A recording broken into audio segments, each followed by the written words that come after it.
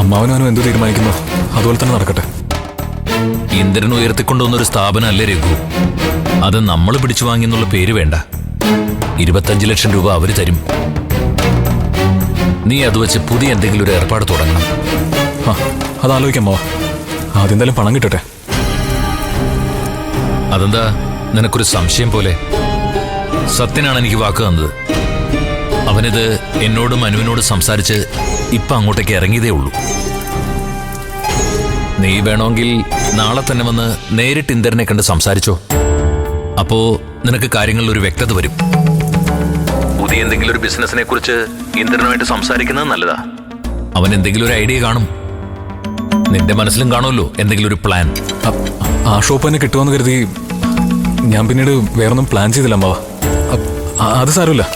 25 ലക്ഷം രൂപ കിട്ടുകയാണെങ്കിൽ അത് വെച്ച് എന്തെങ്കിലും പ്ലാൻ ചെയ്യാം.